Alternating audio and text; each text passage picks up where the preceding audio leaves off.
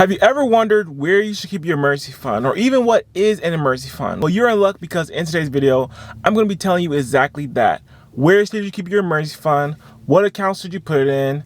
How to even build an emergency fund, and exactly what is an emergency fund. So if you're ready for this video, be sure to like and subscribe to my channel, and let's get right into it. So exactly what is an emergency fund? Well, in my terms, an emergency fund is money used for when an emergency happens. If you have a flat tire, or if you have an engine issue, or if you have some kind of medical bill that pops out of nowhere because you fell from a tree and you have to go to the hospital and you don't have the money to pay for the bill, then you can use your emergency fund. Or if you lose your job, that is what an emergency fund is for. It is literally money that is used to protect you for when emergencies happen. And most people mess up because they think that an emergency fund is extra money, which is not extra money.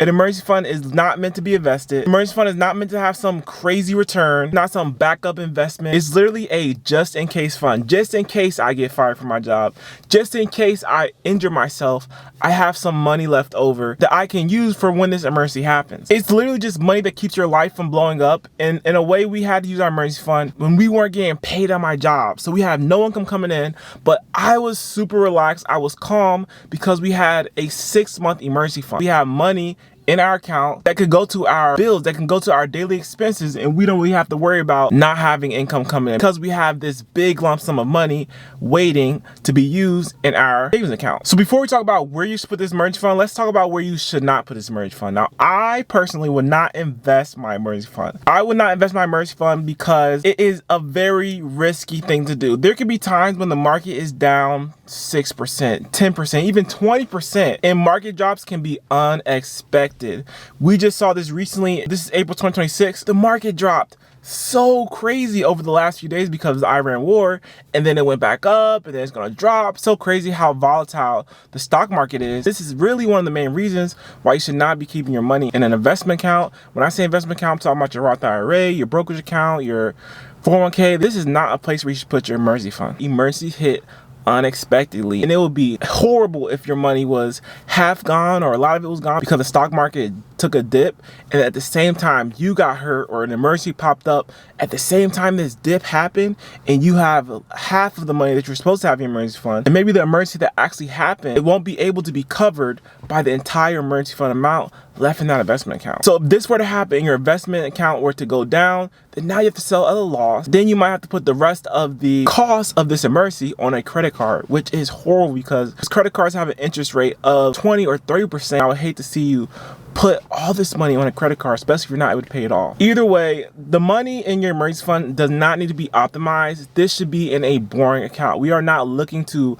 make a crazy return off emergency fund. Like I said, it's literally just there for if we need it, and we have to be okay with that. We have to know that we're investing a crazy amount of money into our investments. We're investing, you know, $10, $15, $20,000 a year in our investments, and this is completely separate from our emergency fund. Like, our emergency fund is just sitting there if we need it, and we are okay with that. But let me tell you which account we're going to put it in, and that's going to be a high yield savings account. I have a link in the description below to Ally Bank. That's the savings account that I use for our emergency fund. You guys check it out. It gives you about a 3% rate of return on your money. It was given about a 4 or 5, it just depends what's going on in the world, but right now it's at a 3% rate of return, and that is one of the biggest reasons why we want to put our money in a high yield savings account. While most normal savings accounts give you 0% return on your money, or maybe a 0.001% return on your money, you can at least get some kind of return. You can at least optimize this account in a way that it will give you a 3% rate of return on your money, or even a 4% rate of return on your money. It's better than just zero. To be honest with you though, it's not gonna change your life. Let me just show you how much you might earn if your money is compounding at 3% a month. I'm just gonna show you that it's more important to have your emergency fund than worrying about where you need to put it. And the last place you want to put it in your investment account. The best place you want to put it is in your high yield savings account. But if you don't even want to do that, you can just put it in a normal savings account.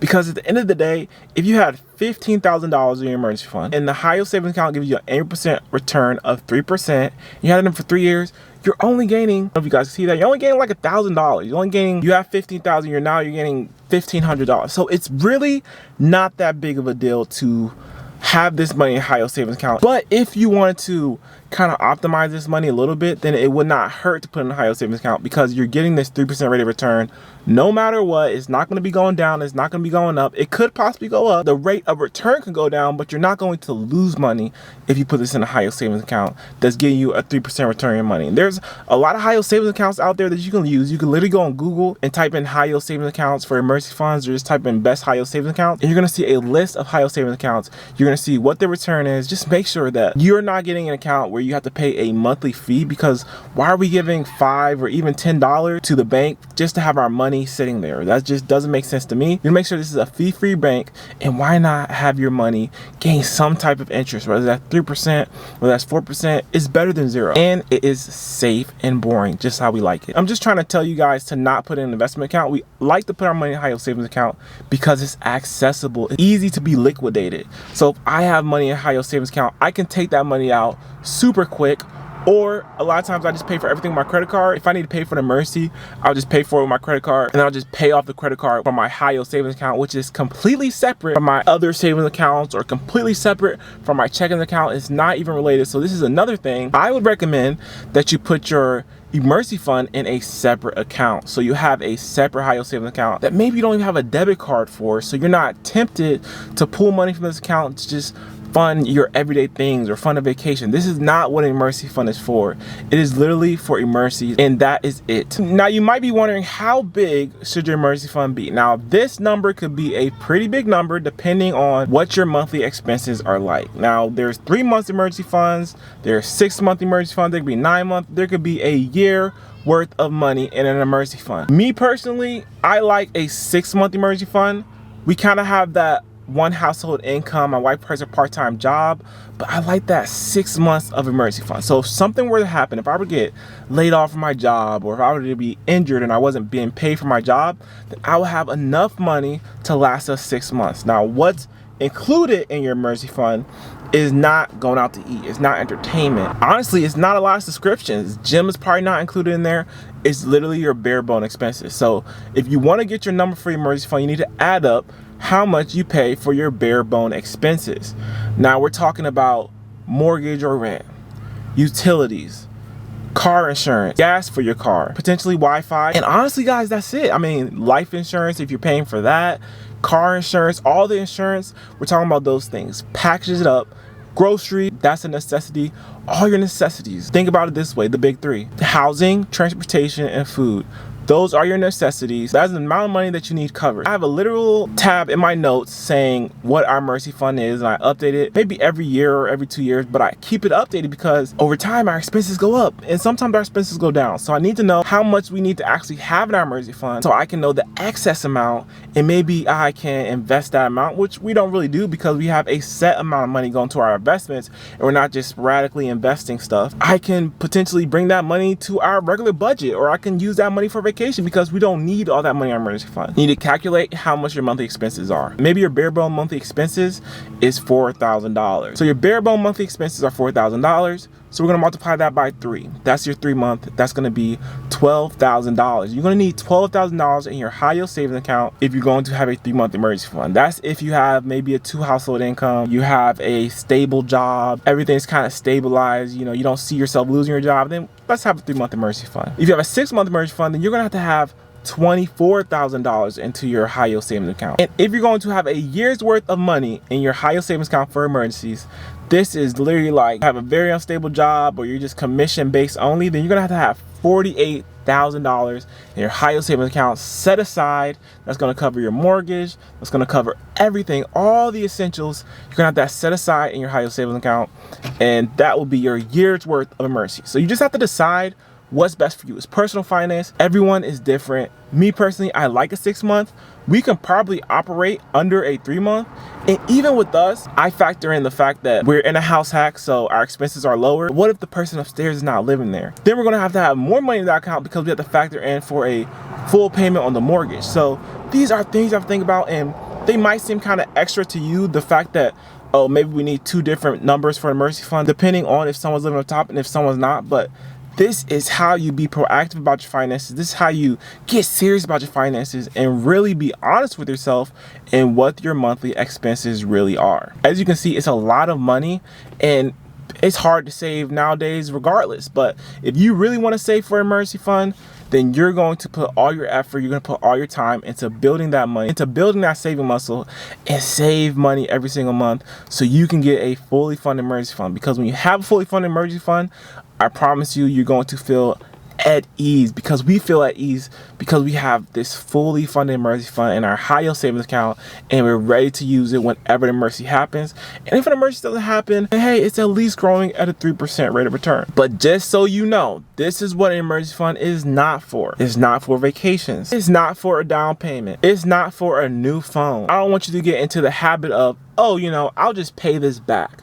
Because at the end of the day, you probably will not pay that back. And you're going to see your emergency fund dwindle down because you said, I'm going to pay this back. I'm going to buy this $1,000 iPhone. Then I promise you, I'll pay this emergency back over the year. And then you keep buying something else from that emergency fund because you have $15,000. You're just siphoning from it. Before you know it, you can be down to $10,000, $7,000, $5,000. And then an emergency is going to happen. You're not going to have enough money in that account to fund the length of that emergency or however much that emergency was, because you've been siphoning from this account every single month for these little things that you really didn't need. So at the end of the day, an emergency fund does not make you rich. It keeps you from going broke. It keeps you from making rash decisions when a lot of money is not coming in. Because when you don't have a job, when your money is not coming in like it used to, and you don't have that money saved, then you're gonna start pulling out 15 or 30% personal loans. You're gonna start pulling out credit cards that you're not gonna be able to pay back on because you don't have that money coming in. But if you have your emergency fund, then you don't have to make these rash decisions. You can kind of take your time in deciding what you want to do because you have this emergency fund built up. So if you take anything from this video, it's that an emergency fund is a lot of money, and it's going to take some time. It's going to take some work to build this emergency fund, but it's worth it. And once you do build this emergency fund, be sure to put it in a high yield savings account. Now, this is all just my recommendation. This is not advice. I am no financial professional by any means. It does not hurt for your money to be in a high yield savings account. Just make sure that you are not investing it. But at the end of the day, you do what you want because it is personal finances and it's all personal to you. So hopefully you guys enjoyed the video. If you did, leave a like, subscribe to my channel, and I'll see you guys in the next video.